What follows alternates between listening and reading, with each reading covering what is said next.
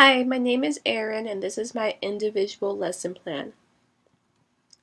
The lesson we will be going over today is called Hula Hoop Rock Paper Scissors, and the objective is for students to apply knowledge of concepts, principles, and strategies related to movement. This activity can easily be modified for those who are in a wheelchair or walker by having them walk or roll next to the hula hoops. For those with intellectual delays or visual impairment, they can have a partner. There will be 4 to 6 teams with 3 to 4 students on each. I will be picking these teams beforehand. The context standards covers the ability to jump correctly, engage in a moderate physical activity over a period of time, and perform positively in a group setting. The equipment needed includes hula hoops, buckets, tokens, cones, hoop clips, and a music player. The cones will be where each team starts, and each team will have a bucket with tokens inside. The hoop clips are to keep the hula hoops from moving. The music player is to keep the environment lively and fun. To get students excited, I will first show them this fun video about how to play, which you can click here and it'll take you to the YouTube video. I will then tell the students to play rock, paper, scissors with a person next to them.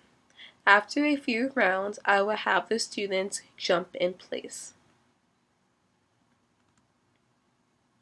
Before leaving the classroom, students will be instructed to use their quiet voice all the way to the gym.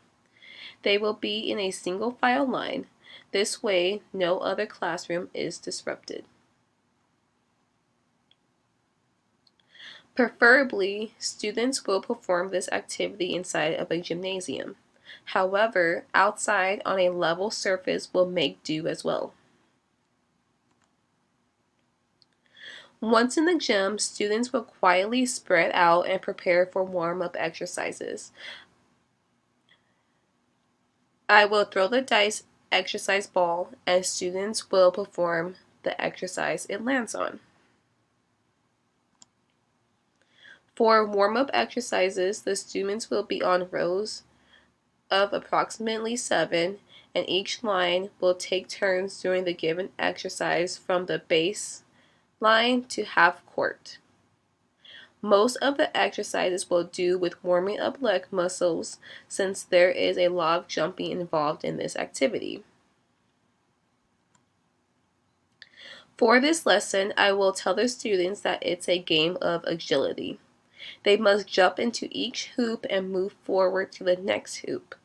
Their goal is to make it to the other team's cones and earn one of their tokens. As the students are jumping, they can come head to head with another student. These two students will then play rock, paper, scissors, and the winner will keep jumping, and the student who did not win will have to go back to their team until it's their turn again. As soon as a student steps out of the hoop, the next person in line from their team can begin to jump and try to reach the opponent's bucket. Only one person from each team can jump at a time. To check for understanding, I will watch students play rock, paper, scissors as well as jump through the hoops to ensure they are completing those tasks correctly. Once that is done, we will do a couple of trial runs of the actual game. To demonstrate the game, I will choose one of the student leaders to help me show how the game is to be played. Once I show the steps a few times, I will let small groups practice the runs and so I can correct them before the real game starts. A few teaching cues include hop, which means to keep going through the hoops, RPS, which stands for rock, paper, scissors, and that will be letting the students know it's time to play that portion of the game. And if they do not win RPS, starting position means go back to your team line. For the practice layout, I will show the students in a straight formation such as this picture here. Once they get the hang of it, we will make a more advanced layout, such as this one over here, so multiple teams can play at one time. To end the lesson, I will blow the whistle and the students will know that means to huddle up in a circle. In this circle, students will do their cool down exercise, which is touching their toes for 20 seconds. After the students do their warm-up exercise, they will bring the circle close together, have their hands in center, and say a "Go Team Go" chant.